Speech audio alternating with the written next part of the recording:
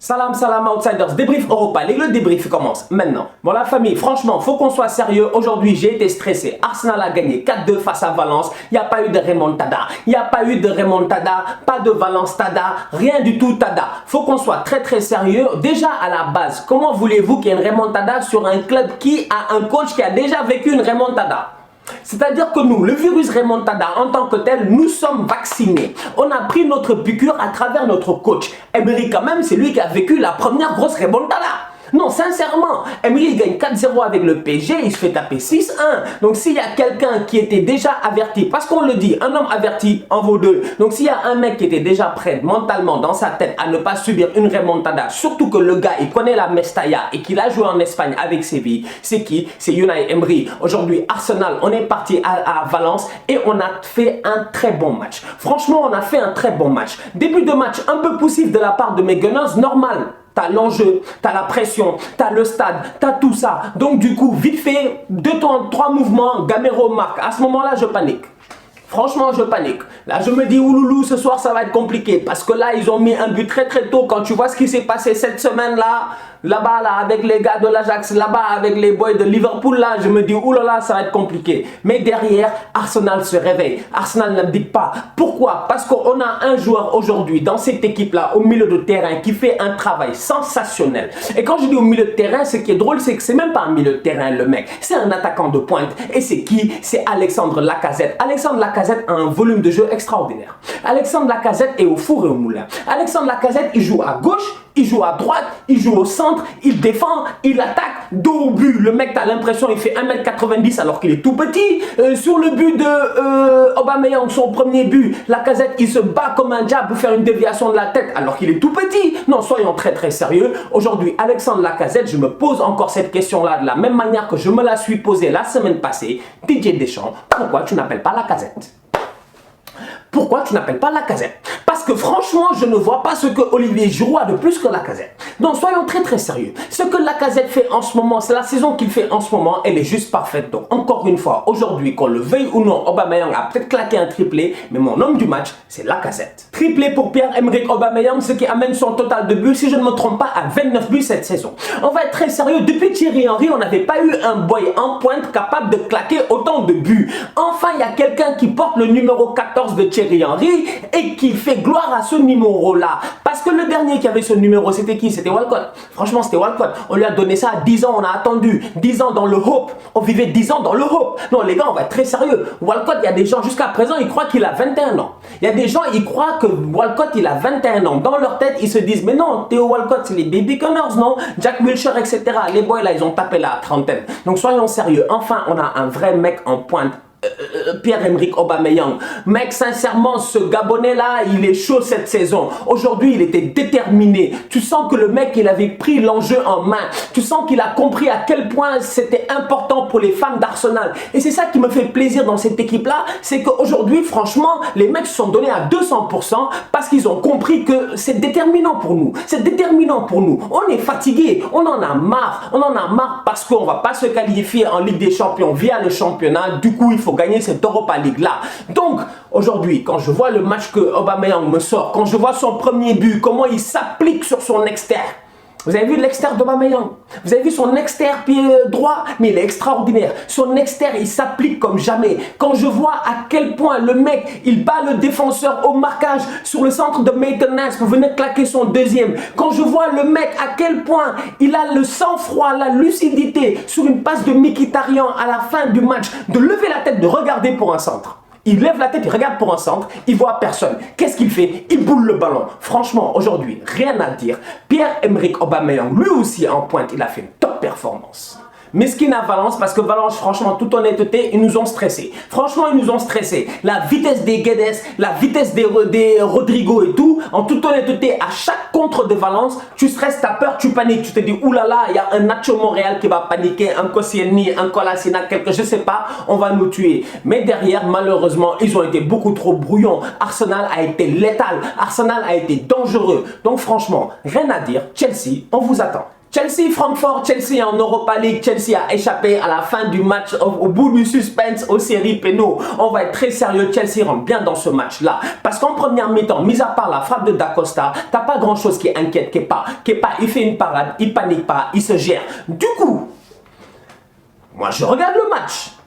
Et je vois Chelsea marquer un but. Loftus-Cheek, rien à dire. Le boy, il fait le taf. Encore une fois, Eden Hazard. Sincèrement, Eden Hazard, je répète encore une fois, c'est le meilleur joueur du royaume. Eden Hazard, il fait ce qu'il veut, quand il veut, comme il veut avec le ballon. Hazard, il cale le ballon, il protège le ballon. Il fait des... Mec, Hazard, tu regardes le match, tu es heureux. Mais tu es heureux. Sincèrement, je dis aujourd'hui, si je voulais que Chelsea se qualifie juste à cause de Hazard. Parce que, oh, en toute honnêteté, quand ils vont en prolongation, je souhaite la défaite de Chelsea. Je me dis, ouloulou, les Hazard là, ils vont aller en finale face à nous. Franchement, on va être très sérieux. On a beau avoir fait un très beau parcours, on va essayer de se battre en finale. Mais sincèrement, je ne vois pas dans quel monde Arsenal va gagner face à Chelsea. Non, honnêtement quoi. Parce que Hazard, aujourd'hui, il est déterminé. C'est sa dernière saison à Stamford Bridge. Il doit tout donner pour ses supporters, tout donner pour son club. Tu sens que le mec avait envie. Aujourd'hui, Hazard, quand il récupère le ballon, il fait sa fan de corps comme ça là. Il lâche le gars, il donne le ballon à Loftus-Cheek. La finition Loftus-Cheek, signature Thierry Henry, petit placé, petit filet,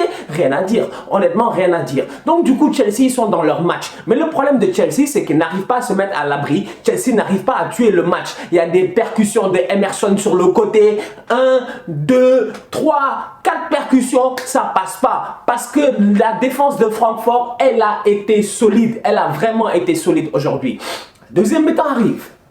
La deuxième mi-temps arrive et là tu vois les boys de Francfort. Là tu vois Rebic courir, tu vois Jovic courir, tu vois le... comment ça s'appelle, tu vois Kostic courir. En fait déjà à la base, eux tous s'appellent juste... Eux tous c'est des noms qui finissent par Hitch. Donc tu vois tous ces mecs Hitch là qui sont en train de courir à gauche et à droite. Et quand je dis Hitch, je ne parle pas du fil de Will Smith, gérez-vous. Quand tu vois tous ces Hitch là en train de courir à gauche et à droite, à un moment donné, en toute honnêteté, Chelsea commence à paniquer. Et là qui vient? Jovic. Jovic, franchement le but qu'il a mis, il est parfait. Sincèrement, le but qu'il a mis, il est parfait. Parce que le mec, il fait une, deux, tête, poitrine, on lui redonne le ballon. Il a le sang-froid de fixer Kepa. Il prend la seconde qu'il faut. Tu sens qu'il a réfléchi. On aurait dit Donny van de Beek face à la Juventus. Il prend, ou Donny van de Beek face à Hugo Lloris au match aller. Il prend le temps de caler le ballon. Bam, petit filet, premier poteau. Le mec, il marque. Et là, Francfort, ils sont dans leur match. Francfort, ils poussent à gauche, à droite. Chelsea subit. Chelsea subit. Changement. Changement pour Sarri, il sort, comment il s'appelle l'autre, Loftus-Cheek, qui a marqué dans le match. Il fait rentrer Ross Barkley, le public siffle. Moi, franchement, Stamford Bridge aujourd'hui, moi, ils m'ont dépassé. Franchement, je comprends plus. Sarri, il souffre. Hein. Sarri, il demande à ses joueurs, parce que la dernière fois que Chelsea a joué une prolongation, c'était face à Manchester City, rappelez-vous, en finale de Cup. Quand il demande à Kepa de sortir, Kepa dit « je sors pas ». C'était une première. Là, maintenant, le coach, il fait un changement. Il sort Loftus-Cheek parce que tu sens que Loftus-Cheek avait beaucoup donné et que le mec était fatigué. Il fait rentrer Ross Barkley. Il se fait siffler par le public de Stamford Bridge. Pourtant, Ross Barkley, quand il rentre, le mec, il arrive à dynamiter l'attaque de Chelsea. Le problème de Ross Barkley, il est simple, c'est que quand il frappe, il cadre pas. Mais heureusement qu'il y a un mec qui est sur le terrain et qui continue à faire le taf. C'est qui? C'est Eden Hazard. Deuxième changement. On fait rentrer Gonzalo Higuaín. En même temps, de l'autre côté, un peu avant, on fait rentrer le boy à l'heure. À ce moment-là, je me dis, il y a deux attaquants sur le terrain qui viennent de rentrer. On commence les prolongations. Un des deux va faire la différence. Franchement, le boy à l'heure, deux actions en prolongation. Deux actions en prolongation. Premier, le mec, il fait plat du pied. Tu vois, Kepa est comme ça.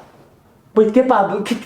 Quand tu sais que tu ne peux pas attraper le ballon et que le ballon va rentrer, Kepa il est comme ça, il est en pleine panique. Et qui vient out of nowhere venir sauver la saison de Chelsea? David Luiz, il vient, mec, il met son pied, il tacle et tout, il sauve le ballon sur la ligne. Deuxième action de Haller. Corner, tête de Haller, le ballon doit rentrer. Qui vient sauver sur la ligne? Zappa Costa. D'ailleurs, Zappa Costa, très belle rentrée. Il est rentré, il a été intéressant sur le côté droit. Donc, du coup, tu regardes ce que Haller fait sur le terrain, tu te poses des questions, tu te dis, Higuaín, il fout quoi? Higuaín, pendant ce temps-là, de l'autre côté, contre-attaque. Eden Hazard, il donne un super ballon à Higuaín. Higuaín se débarrasse du ballon, il fait un centre, il rate son centre. Deuxième action, t'as Pedro qui repart, il regarde Higuaín. Lui-même, il a regardé Higuaín, il a fait non, je vais pas lui donner le ballon. Higuaín, il est rentré sur le terrain aujourd'hui pendant 30 minutes, il n'a rien foutu. Heureusement qu'il n'a pas frappé de péno. Parce que sincèrement, si Higuaín avait frappé un péno aujourd'hui, je pense qu'il l'aurait raté. Et là, ça me permet de parler de Olivier Giroud. Parce que Olivier Giroud n'a pas marqué. Mais Olivier Giroud, sincèrement, aujourd'hui, en toute honnêteté, je pense que pour la première fois de sa vie, Giroud, on ne le respecte pas. Parce que mettre Giroud sur le banc et mettre Higuaín sur le terrain, c'est une insulte. Soyons très sérieux, Giroud, il est plus solidaire. Giroud, il est plus combatif. Giroud, même, il marque plus de buts. Giroud, il se donne à 100%. Aujourd'hui, quand Giroud sort, il n'est même pas vraiment fatigué. Donc, du coup, Higuaín, les 30 minutes qu'il fait sur le terrain, il aurait pu même être sur le banc. Non, ça servait absolument à rien. Franchement, on aurait pu tous être habillés en Chelsea aujourd'hui et jouer à la place de Higuaín. Aujourd'hui, Kepa, il s'est géré. Parce que franchement, il arrête 2 pénaltys sur 5, il aurait pu en arrêter 3. Il aurait pu en arrêter 3 facile. Kepa, il a été énorme sur sa ligne, il a été immense. Souvent, j'ai l'habitude de dire qu'il est petit, Kepa. C'est vrai qu'il n'est pas très grand. En fait, il a l'air grand, mais il n'a pas un long reach. Des fois, tu peux être grand et ne pas avoir un long reach, tu vois. Mais aujourd'hui, franchement, Kepa, ses arrêts sur les pénaux, il n'y a absolument rien à dire. Et sincèrement, le web Paciencia, là, le Paciencia de Francfort, parce que le mec qui rate le 5e penalty de Francfort, Paciencia, on va être très sérieux, il est rentré que pour ça. Alors, le mec qui rentre à 2 minutes de la fin des prolongations, on sait très bien qu'il est rentré pour frapper un péno. Pourquoi tu rates? Non, mais sincèrement, mec. Pourquoi tu rates? Tu ne peux pas te gérer. Ça me permet aussi de parler de Azpilicueta. Parce que Azpilicueta n'est pas sérieux. Aspi a voulu nous blaguer déjà en nous disant qu'il a marqué dans le match. À un moment donné, à la fin du match, tu as Kevin Trapp. Il attrape le ballon. Elle est pas mal celle-là. Kevin Trapp qui attrape le ballon. Et là, tu as Azpilicueta qui arrive out of nowhere. Le mec, non seulement il lui rentre dedans. Donc du coup, le mec, le gardien a attrapé le ballon. La règle est claire. Quand le gardien attrape le ballon, c'est fini, c'est terminé, c'est bâché. Il attrape le ballon, il vient et le truc. En plus, il marque de l'épaule. Il court partout sur le terrain. Il fait ça, il fait c'est moi, c'est moi. Non, Aspi, le ballon n'était pas rentré. Heureusement que l'arbitre s'est géré. Parce que je vous rappelle qu'en Europa League, il n'y a pas de VAR. Et le problème, il est là. C'est que si l'arbitre avait sifflé but, c'était fini. Il ne peut pas revenir sur sa décision. Donc du coup, le même Aspi, qui aujourd'hui aurait dû prendre un carton rouge parce qu'il fait un tacle, ma foi, assassin. Assassin, le tacle de Azpilicueta à un moment donné, si je ne me trompe pas, sur Rebic ou sur Jovic. De la même manière que le tacle de Christensen à l'aller sur Rode était assassin. Je suis désolé, Azpilicueta, sur cette mec,